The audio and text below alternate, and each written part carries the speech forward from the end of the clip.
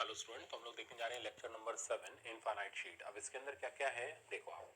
तो पहले तो कंडक्टिंग शीट के ऊपर हम सारा काम करने जा रहे हैं, फिर नॉन कंडक्टिंग, फिर हम charge distribution on parallel plate. ठीक है ना, तो चलो स्टार्ट करते हैं। तो हमारे पास एक कंडक्टिंग शीट है और कंडक्टर आप पिछले लेक्चर में पढ़ के हटे हो कि सारा चार्ज उसके आउटर सरफेस पर आ जाता है।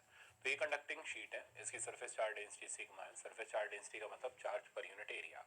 और कंडक्टर के अंदर कोई चार्ज स्टे करेगा नहीं, ठीक है ना, सारा का सारा चार्ज इसके आउटर सरफेस पर आ जाएगा। अब हमें करना क्या है, हमें एक पर्टिकुलर पॉइंट पर फील्ड निकालनी है। तो अब कंडक्टिंग शीट की वजह से जो फील्ड लाइंस होती हैं वो इसके सरफेस के नॉर्मल होती है, कुछ यूं करके। तो इस तरीके से ये फील्ड लाइंस इसके सरफेस के परपेंडिकुलर होती है। लेफ्ट पर देखोगे तो लेफ्ट की तरफ हो जाएगी, राइट पर देखोगे तो राइट की तरफ हो जाएगी। अब क्योंकि ये फील्ड लाइंस पैरेलल है, पैरेलल और इक्वली स्पेस्ड है, तो पैरेलल और इक्वली स्पेस्ड फील्ड लाइन वैसे ही कांस्टेंट होती है, इसलिए गॉसियन सरफेस की कोई टेंशन ही नहीं। कैसे भी शक्ल सूरत का बना दो, फील्ड तो वैसे ही कांस्टेंट है, आंसर अपने आप आ जाएगा। तो मैंने एक सिलेंड्रिकल गॉसियन सरफेस लिया, तो ये जो आप देख रहे हो ये है सिलेंड्रिकल गॉसियन सरफेस। अब हम करते क्या है, इसको तब तक अंदर ले जा रहे हैं। चलो मैं इसमें पहले एक कलर फिल कर दे रहा हूँ, और इसको हम तब तक अंदर ले जा रहे हैं जब तक इसके अंदर चार्ज एनक्लोज ना हो जाए। तो चार्ज एनक्लोज करने के लिए मैंने इसमें कलर फिल कर दिए, ये कलर फिल हो गए। अब इसको हम ले चलते हैं इसके अंदर, और चल भाई, और तब तक अंदर ले जाएंगे जब तक ये अपने अंदर चार्ज को एनक्लोज ना कर ले। अब इसने चार्ज को अपने अंदर एनक्लोज कर लिया, तो ये जो आप देख रहे हो ना, ये इसके अंदर आने वाला चार्ज एनक्लोज हो गया। मैं इसको शेड कर दूं तो ये ब्लैक कलर का पोर्शन इसने अपने अंदर एनक्लोज कर दिया। कितना चार्ज इसने अपने अंदर एनक्लोज किया हम उसको कैलकुलेट कर लेते हैं। तो चार्ज एनक्लोज की वैल्यू निकालने के लिए, क्यू एनक्लोज की वैल्यू निकालने के लिए डेंसिटी को इतने एरिया हम इसका ए ले लेते हैं, से मल्टीप्लाई कर लेते हैं, तो सिग्मा ए। अब हम इसका फ्लक्स कैलकुलेट करते हैं। तो टोटल फ्लक्स हो गया flux of this first surface plus flux of this second surface plus flux of this third surface. अब देखो थर्ड सरफेस, अब यहाँ तो फील्ड ही जीरो हो गई बेचारी, यहाँ फील्ड और एरिया आपस में परपेंडिकुलर हो गए, तो इसका वैसे ही काम तमाम हो गया। यहाँ की फील्ड इधर है, एरिया भी इधर है, तो दोनों के बीच का एंगल जीरो हो गया। तो टोटल फ्लक्स हो गया φ1 plus φ2 plus φ3 equals to charge enclosed by epsilon naught. φ1 plus 2 plus φ3 आप चेक करोगे तो φ1 हो गया EA, φ2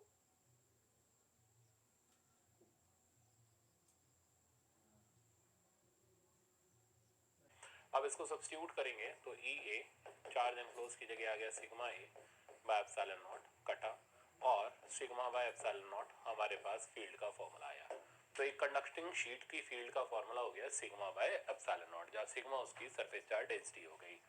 अब इसी तरीके से मान लो ये इसका मॉडिफाइड एक्सटेंशन है, मान लो मैंने चार्ज डेंसिटी की जगह इस पे चार्ज दे दिया। अब क्या होगा, अब ये जो चार्ज होगा दोनों तरफ इक्वल इक्वल डिस्ट्रीब्यूट हो जाएगा।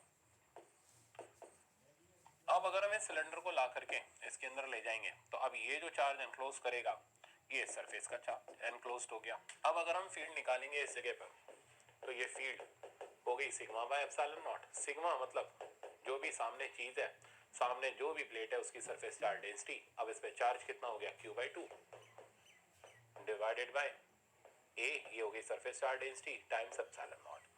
तो अगर चार्ज दे रखा हो प्लेट के ऊपर तो भाई कोई दिक्कत नहीं है, आप प्लेट का चार्ज पकड़ो divided by epsilon not a कर दो, ठीक है ना। तो ये सिंपल सा हमारा तरीका हो गया कंडक्टिंग शीट की फील्ड निकालने का, अगर चार्ज दे रखा हो या सिग्मा दे रखा हो।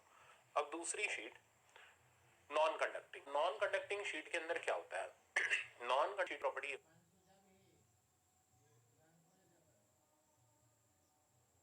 सिंपली प्रैक्टिकल एग्जांपल में पेपर की शीट ले लो, तो पेपर की शीट के ऊपर हमने चार्ज दे दिया तो वो एक नॉन कंडक्टिंग शीट हो गई और थिकनेस उसकी नेग्लिजिबल हो गई।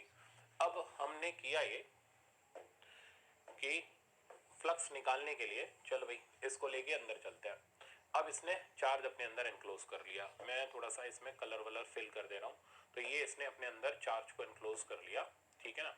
अब कितना चार्ज एनक्लोज कर लिया, तो वो बेटा यहाँ से लेकर के, इसका कलर भी चेंज कर रहा हूँ, यहाँ से लेकर के यहाँ तक का ये इसका चार्ज एनक्लोज हो गया, जिसका वैल्यू सिग्मा ए हो गया।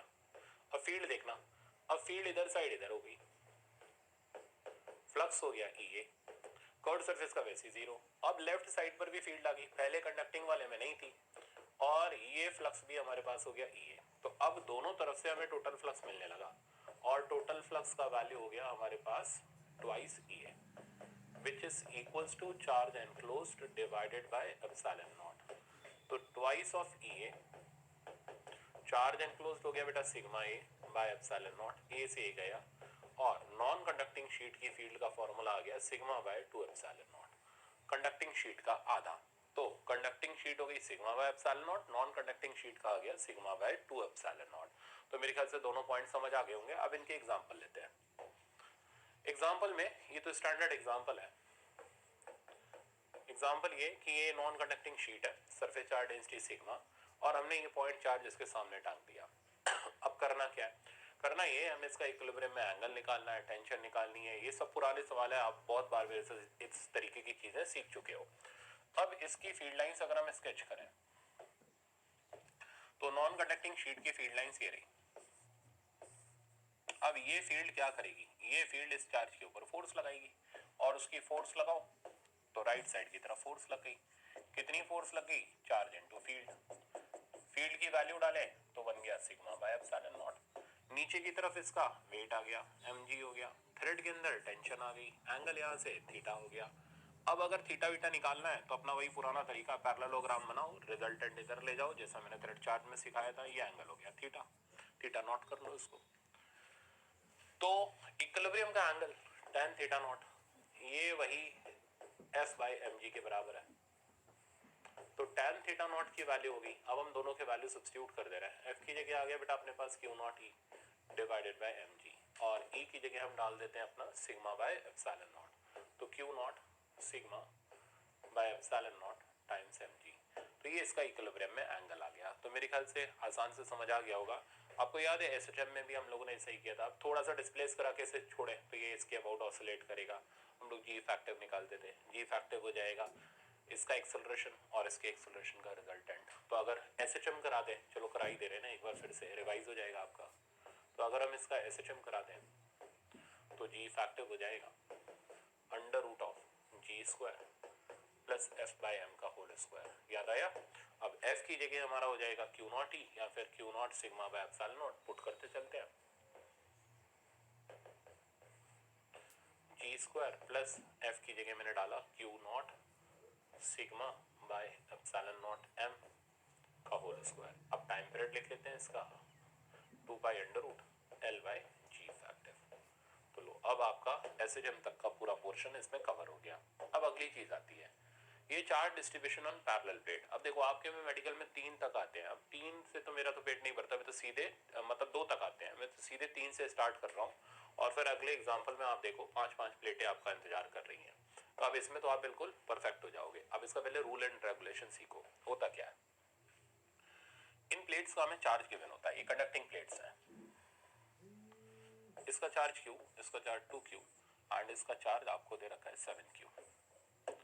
करना ये, इनके ऊपर हमें चार्जेस को डिस्ट्रीब्यूट करना है।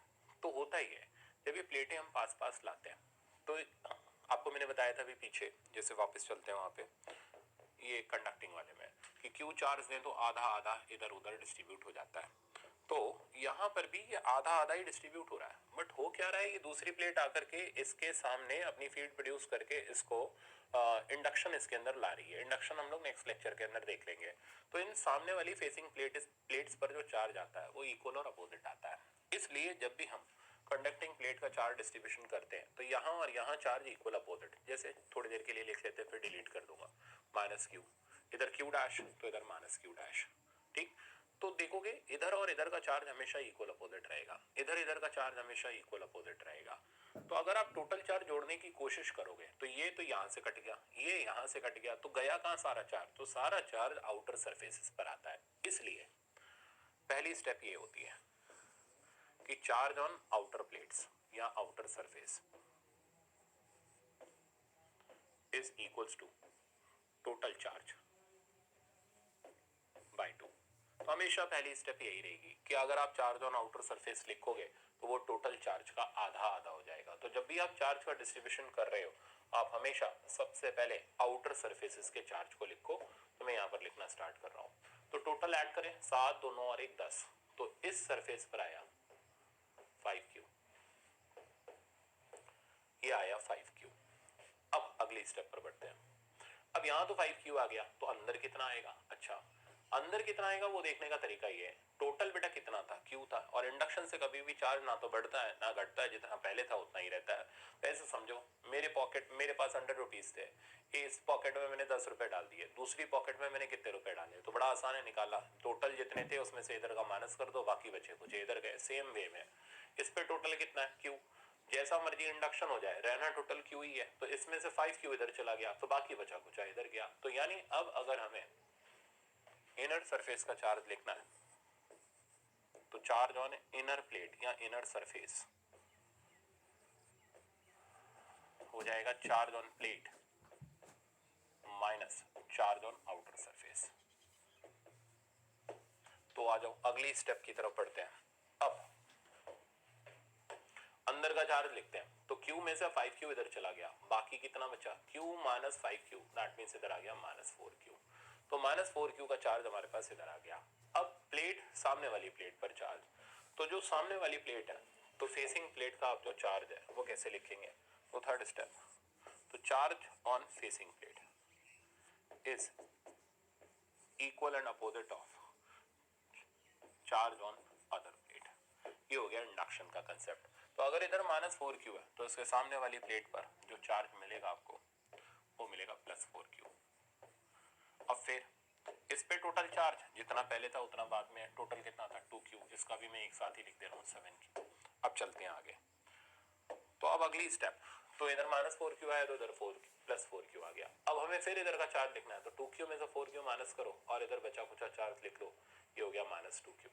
अब माइनस 2q के बाद इधर आ गया प्लस 2q। अब क्या गारंटी हमने सही किया है? तो गारंटी लो, इन दोनों को सम करो तो देखो 7 के बराबर ही मिलेगा। तो टोटल सम यहाँ का हमारे पास आ गया 7q के बराबर। पॉइंट समझ आ गया? तो ये पहचान है कि हमने सही किया या गलत किया। अब फील्ड लिख लेते हैं। अब फील्ड लिखने के लिए हम लोग फॉर्मूला यूज कर लेंगे, देखना आप क्या करता हूँ। तो प्लेट के बीच की फील्ड लिखनी है, फील्ड पॉजिटिव से नेगेटिव की तरफ होगी, ये फील्ड का डायरेक्शन हो गया। फील्ड का formula q bye epsilon not है। तो जो भी प्लेट पर चार्ज है, टोटल मत जोड़ देना, जो भी फेसिंग प्लेट पर चार्ज है 4q divided by epsilon not है। ये 1 और 2 फर्स्ट और सेकंड प्लेट के बीच की फील्ड का रिजल्ट आ गया। अब सेकंड और थर्ड प्लेट के बीच की फील्ड लिखते हैं। सेकंड और थर्ड प्लेट के बीच की अगर आपको फील्ड लिखनी है, तो ये फील्ड भी पॉजिटिव से नेगेटिव की तरफ होगी, और इस E23 का फॉर्मूला भी, जो भी चार्ज है 2q divided by epsilon not है। तो ये हो गया टोटल हमारा चार्ज डिस्ट्रीब्यूशन इसके ऊपर और इलेक्ट्रिक फील्ड का रिजल्ट। अब एक सवाल और ट्राई मारते हैं। तो मेरे पास अब देखो, गिनो कितनी प्लेट है, तो 1 2 3 4 5 6, सीधे 6 प्लेटें हमने उठाई एक ही बार में। आपके मेडिकल में 2 भी आ जाए वो भी गनीमत है। तो देखो अब इसको हम लोग कैसे कंप्लीट करने जा रहे हैं। पहले डाटा ये दे रखा है, q minus q, 2q, 3q, 5q, और इधर आ गया मेरे पास 4q। तो इधर में ये हो गया बिफोर डिस्ट्रीब्यूशन। अब आफ्टर का डायग्राम मैं इधर बना रहा हूं। तो ये डायग्राम है आफ्टर का।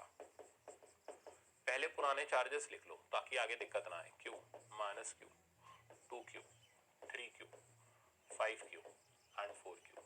अब शुरू हो जाते हैं। शुरू हम आउटर सरफेस से हो गए। सबसे पहले हमने टोटल चार्ज जोड़ा, ये इधर से निकल गया 3 2 5 5 10 और 4 14, यानी टोटल चार्ज आ गया 14q।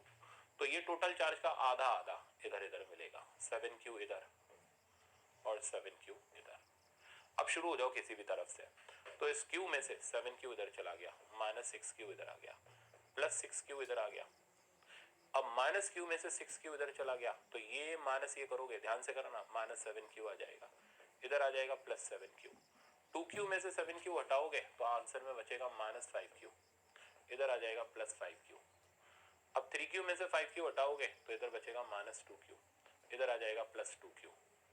अब 5q में से 2q हटाओगे तो इधर बचेगा 3q और सामने बचेगा माइनस 3q। अब गारंटी क्या है कि सही किया है, जोड़ करके देख लो, इसी के बराबर है। ठीक, तो अब 6 प्लेट हो या 600 प्लेट हो, चार डिस्ट्रीब्यूशन का तरीका आपके पास है। अब फील्ड तो मैं कहीं 1 2 की लिख दे रहा हूँ, बाकी आप खुद कर लेना। तो इसके बीच की फील्ड यहाँ से यहाँ की तरफ, और इस फील्ड का रिजल्ट कितना होगा, ये प्लेट नंबर 1 2 3 4 5 6। तो E 1 2 का रिजल्ट हो गया। अब जो भी प्लेट पर चार्ज आ रहा है 6q divided by epsilon not a. 2 3 पर चलते हैं, चलो मैं सारी ही लिख दे रहा हूँ, आप देखते चलना। ये 2 3 की फील्ड का डायरेक्शन हो गया 7q bye epsilon not a. Next अब हम इधर आ जाते हैं, इधर की फील्ड इधर की तरफ हो गई E 2 3 का वैल्यू हो गया 2 3 नहीं सॉरी 3 4 का वैल्यू हो गया 5q bye epsilon not a. Okay next अब इधर की फील्ड लिखते हैं, तो इधर की फील्ड हमारे पास आ गई E 4 5, रिजल्ट आ गया 2q bye epsilon not a. Last अब यहाँ की फील्ड देखो, पॉजिटिव से नेगेटिव इधर, तो E 5 6 हमारे पास आ गया 3q bye epsilon not a. तो मेरे ख्याल से चार्ज डिस्ट्रीब्यूशन तक आप बढ़िया से आपको आ गया होगा। अब ये इसका लास्ट लेक्चर है। अब मेरे पास डिस्कस करने को बचा है इलेक्ट्रिक फील्ड लाइंस की प्रॉपर्टीज, ठीक है ना। और लास्ट लेक्चर नहीं सॉरी सेकंड लास्ट लेक्चर है। लास्ट लेक्चर हम लोग अगले लेक्चर में, एक और लेक्चर इसका रहेगा, उसके अंदर हम लोग डिस्कस करेंगे behaviour of conductor in electric field, जिसके अंदर इलेक्ट्रोस्टैटिक इंडक्शन रहेगा, ठीक है ना। तो इस लेक्चर को मैं यहीं वाइंड अप कर रहा हूँ। Thank you so much.